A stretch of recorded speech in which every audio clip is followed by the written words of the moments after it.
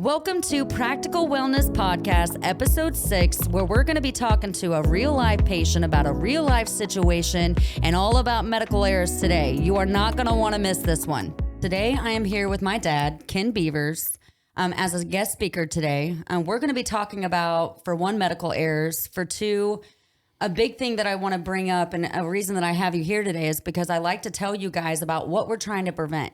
And what I'm trying to prevent for anybody that comes into my wellness center is things like this that we're going to be talking about today, because this is the stuff that you don't see until it just kind of smacks you in the face, and then you have to deal with it. Talking to my dad, because you've had a lot of heart history, you've had a lot of, chronic disease issues, you've had 6 stents in the past, and then you had to undergo your coronary artery bypass graft surgery, which is, where they go in and they actually regraft the coronary arteries of the heart. And that's the situation that we're kind of going to be talking about today. And the biggest thing that I want to bring you guys awareness to is why you want to stay out of that system and why you want to do things now. And the earlier you start doing it, the easier that it is. And even with my dad, we've been talking for a while and I counsel you, and it's hard. It's hard. Even when it happens to you, it's hard to make those changes, although you try. And it's cultural. It's a lot of, what is kind of put in our face and the way that we're kind of live in a social environment, and we've created it that way. But it's so important that you understand that don't ignore the truth just because it's hard for your lifestyle. And that's what I'm trying to bring about here. One of the things that I was looking at after I've had several experiences, in the hospital situation, and that's why I really coach you guys to stay out of it. But one of the biggest things that I had researched was the fact that 450,000 people a year die from medical errors. Wow. And that is documented. You're that's not considering the ones that maybe don't get documented, that aren't documented properly. That is 450,000 people a year. I think we calculated that would be 18 Lebanon, Missouri towns a year that die from simple medical errors. And it's important that people know that. And there's also a break between family and healthcare, and you go in the system and you've got a family member that may be hospitalized. You don't know what's going on. Sometimes communication isn't great, and you guys need to be more aware of what's happening around you. And so we're going to start off with talking about your situation and what your experience was a little bit, as I'm talking about what my experience was. And this is for my healthcare people, because I know that there's a bunch of my nurses out there that are watching.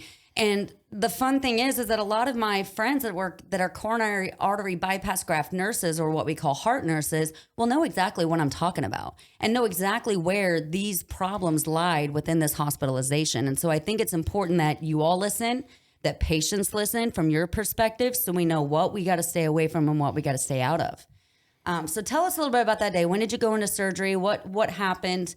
Well, May the 24th, I went into the hospital.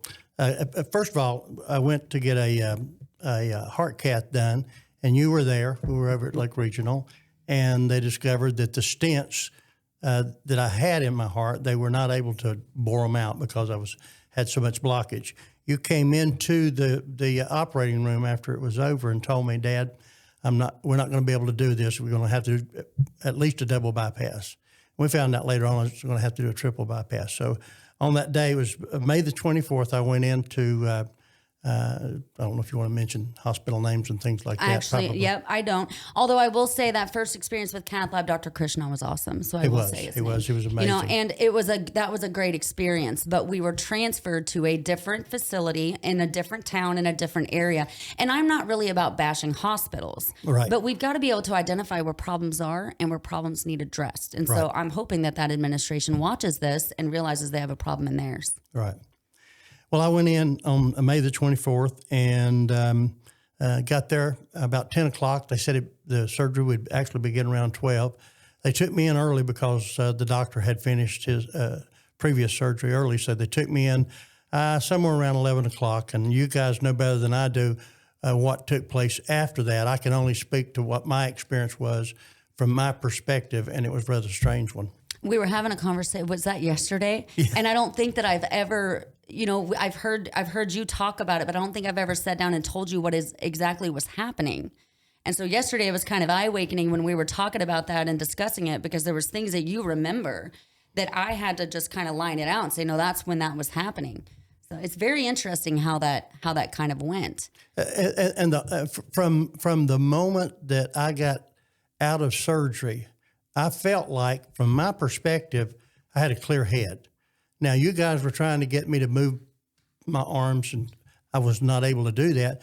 But from my perspective, although they diagnosed me with ICU delirium, from my perspective, I was inside this cave and I couldn't speak, but I could hear everything clearly.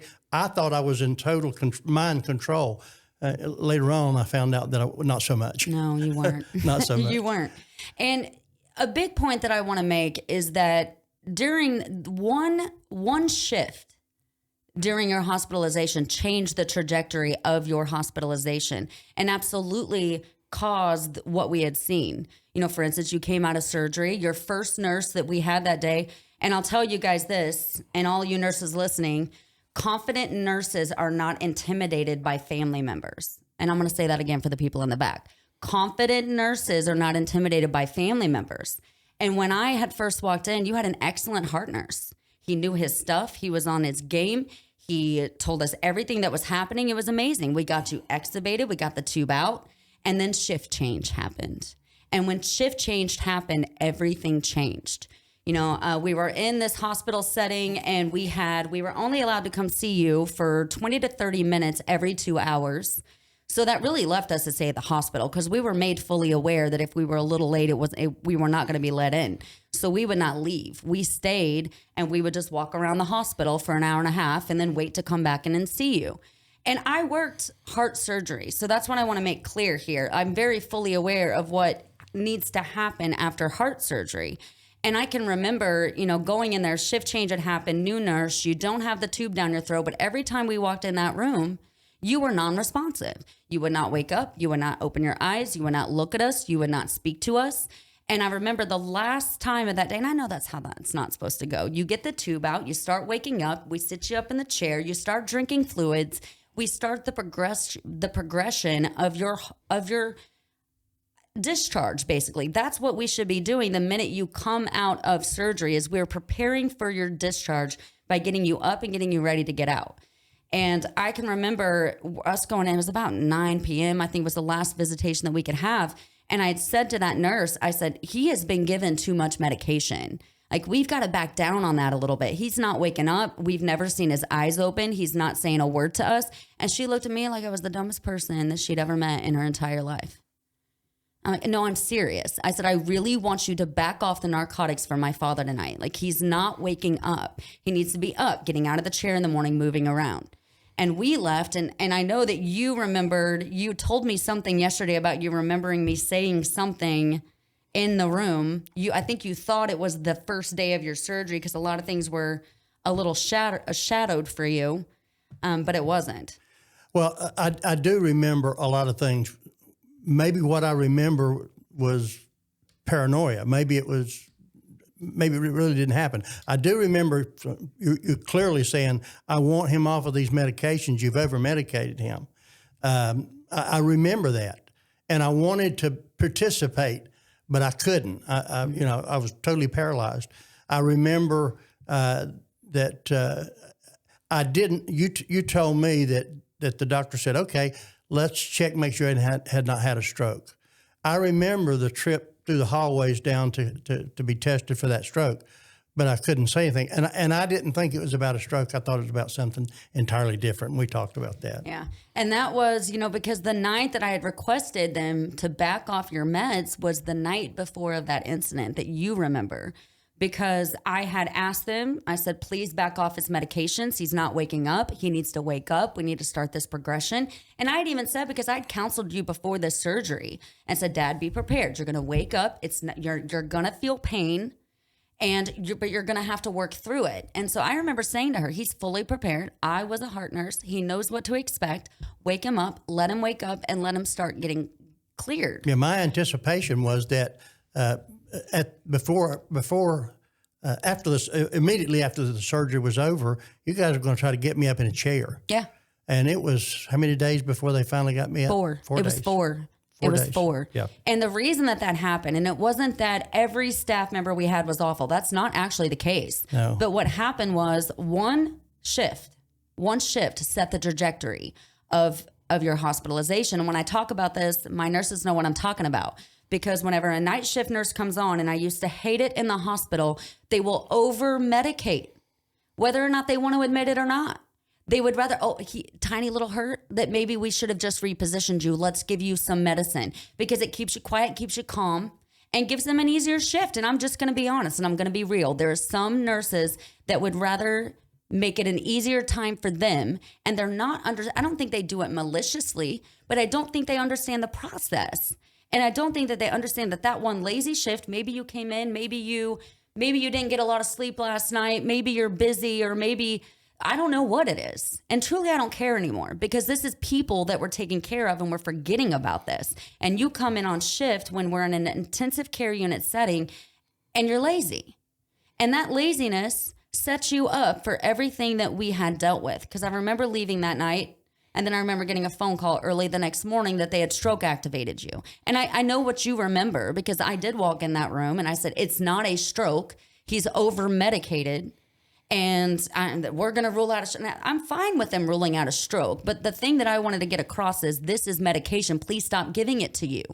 I don't know how much the medication produced the paranoia, but I can tell you from my side of the room, looking out, I went through torment for 3 or 4 days, what appeared to be weeks to me, because it just seemed like that I was never going to come out. And even after I was able to talk, I told you guys, I said, I can promise you I'm never going to leave this hospital. Yep. Because that's what I thought. That's what was going on in my mind. And I'm sure, I can't speak for other patients, but I just got to believe that there's more out there going through the same thing. Wish they had someone that could get the answer for them. There is, but you just don't hear about it a lot. And that's another reason why we're doing this podcast, because people need to understand that it doesn't happen to just them.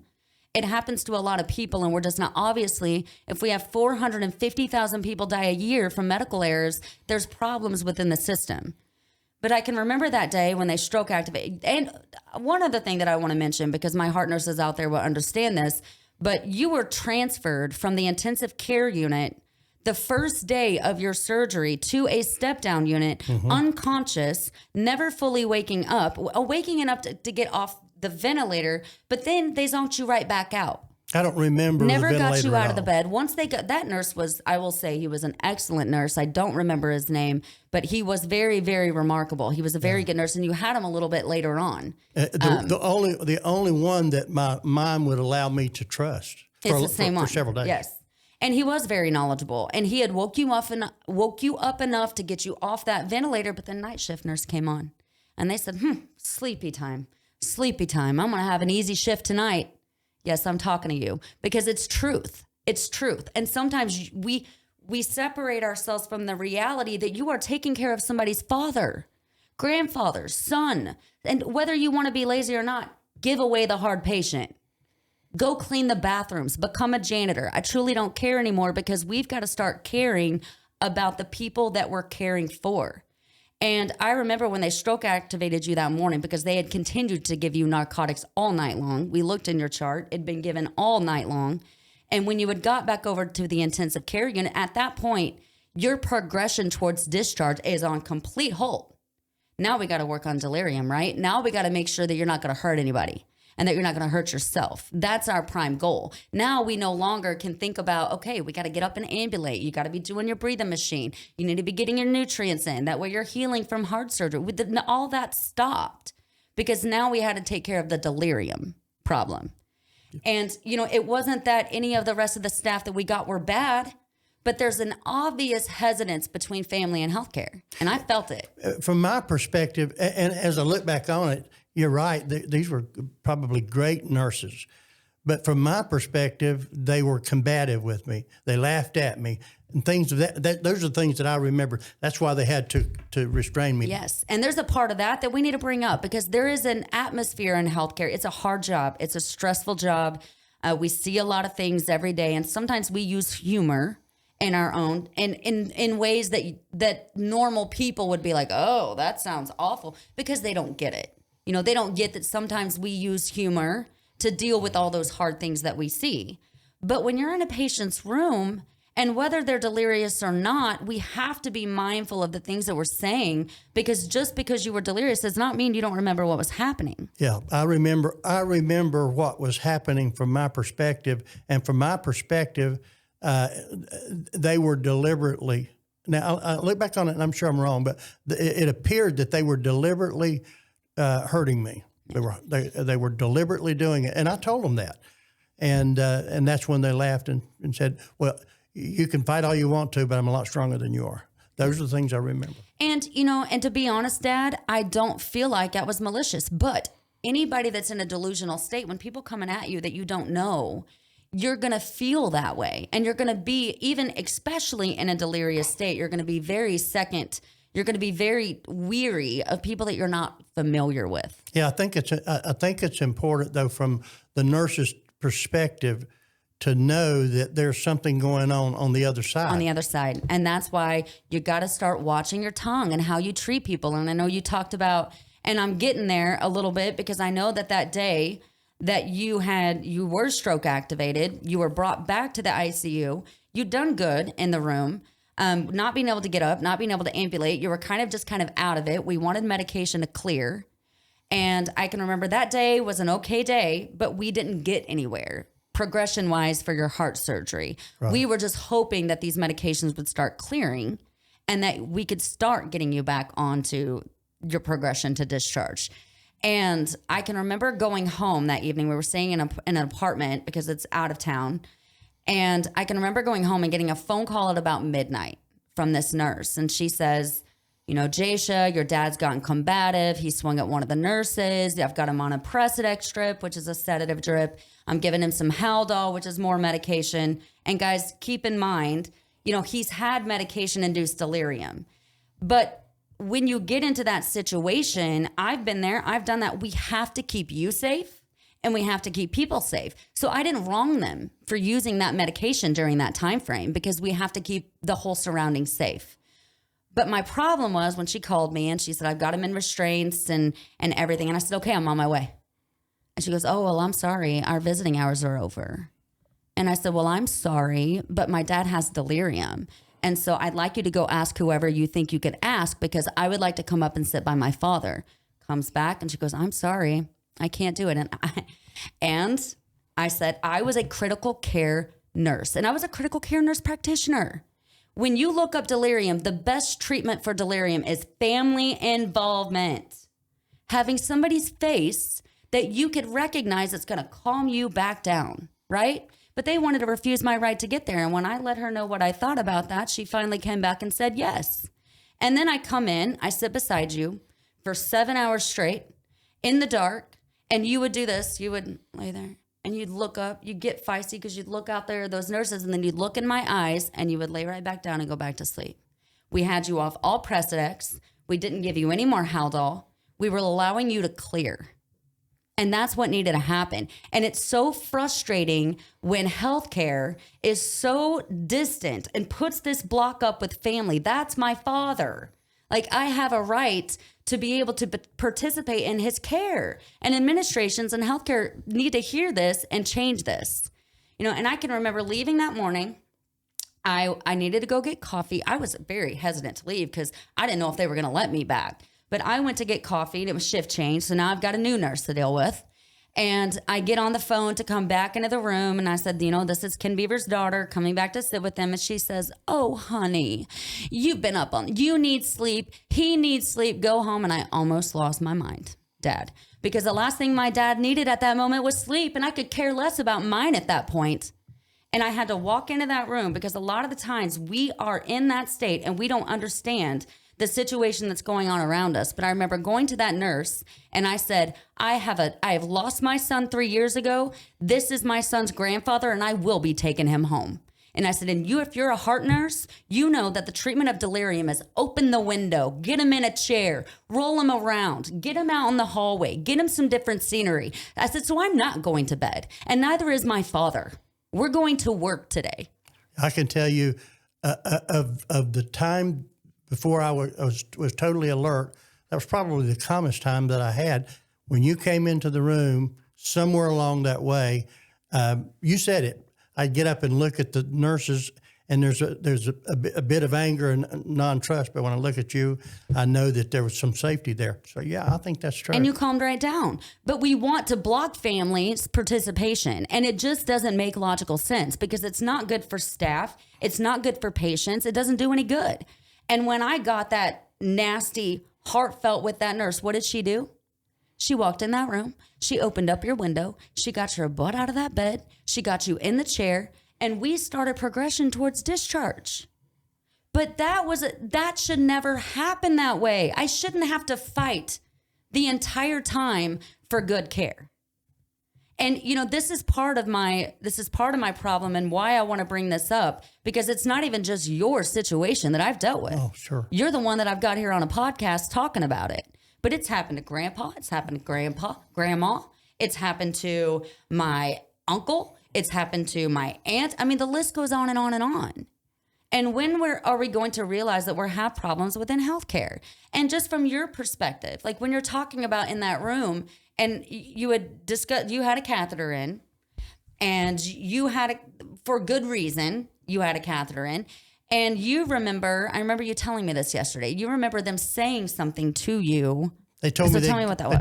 They told me I was trying to pull the catheter out, which is the wrong thing. And the nurse leaned over and said, "You can't pull it out. We glued it in." I remember that clearly. Now, when I look back, did he really say that? Probably. And it's kind of eye-opening for me, Dad, when we talk about this too, because I've worked in healthcare as well. And might have said the same things. But when you look back on him, it sounds like sarcasm. And to somebody that's delirious and dealing with individuals that he does not know, a little bit of calm talk instead of being sarcastic when they're in that state of mind would go a long way. And saying, hey, Ken, if you pull that out, you can really do some damage. That's why we have to do this. And, I get it. It's just a perspective that I think people need to hear and nurses need to hear, because we need to watch how we're treating people and the things that we say and how we deal with certain situations. I didn't see the nurses as being there to assure that I was going to walk out. From my perspective, those nurses were there to make sure that my death was, I realize that's wrong now, but from my perspective, I thought the nurses were trying to prepare my family for my demise. Mm-hmm. That's what was going on in my mind. And so everything that they did and said, I was combative against it, because who wants to die, you know? But that's why family involvement is so important. And if you look up the treatment for delirium, number one treatment is limit medications and involve family. And that's the two things that I would not get in this facility. And it's frustrating to the point of somebody has got to start screaming about it. And the only people that are going to change are people. And the problem is individuals that deal with these situations that may not have somebody in healthcare like you did don't even know what's going wrong. They don't even know what the problem is. But every time you go in the system, you are taking a risk. The turnover rates are high in our hospitals. They can't retain staff. They're not happy anymore. I mean, you put too much loads on them. So now you have unhappy staff, newer staff, and taking care of humans. And the best thing that you can do is keep yourself out of the system. And that's the main reason why I wanted to bring you on today, to have this conversation so that people could understand that, yes, I said it on the last one. A lot of people will say, you got to die of something anyways. It's not just a sudden death. I'm going to say it probably every podcast. When you don't care and when you don't listen and when you don't take those things and fix your future, it is not something we're going to be like, oh, well, sorry I did that. I'm just dead today. It's decreased quality of life. It's not being able to go play with your grandkids. It's not being able to go on vacations and to enjoy what you've worked your whole entire life to go enjoy. And a lot of the times I'm thankful you came out of there.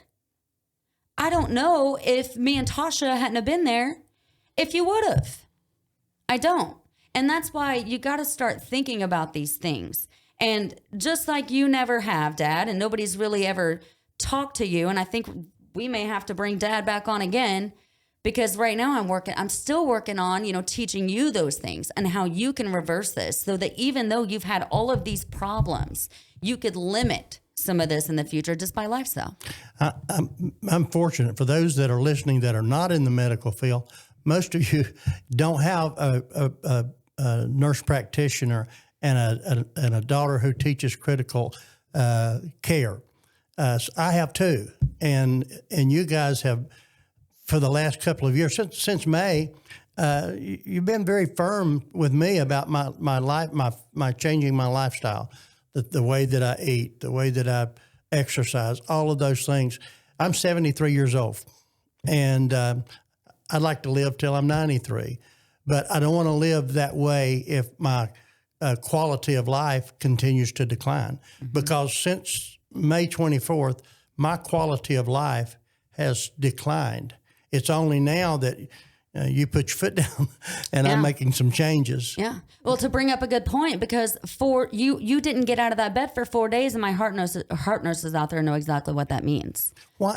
And what was the reasoning from the hospital's perspective?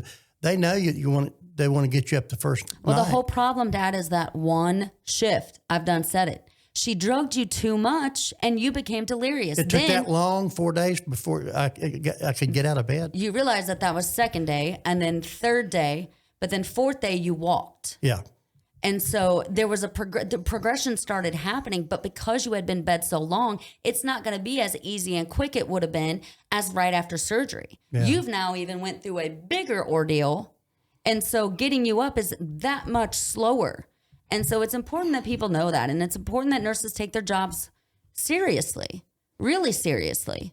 And I've had bad days, but you know what? Don't be so blocked off from family. 98%, actually, I've got something to say real quick because I looked up this website yesterday, and I'm going to call out Pepper the Cat, RN. There's actually a site, and this absolutely disgusts me, so I am going to bring this up. There's a site where nurses can go on, and they're making up stupid names, but I'm going to tell you, Pepper the Cat, I would never trust Pepper the Cat RN to take care of me. But when you're using a website to go on and to make fun of families, that's atrocious. We're a professional. We go to college. We have a professional degree. And administration should be watching out for those sites. We should be finding out who Pepper the Cat is, and they should have no job within this country, in my opinion. 98% of family interactions that go wrong is from a lack of communication from the healthcare side. And it's the truth. And if you don't know how to communicate, you need to find a different job too. And it's a huge part of the problem in our healthcare system. And so we're going to, I'm sure we've got a lot to say, Dad, so we may have to bring you back on to another one. But this is part of what I try to do with this podcast, is to get you guys a little bit stirred up. We're having hard conversations, and it's hard conversations that you need to start thinking about. Because if your lifestyle ain't right, that's where you're headed. And you need to start making those changes now.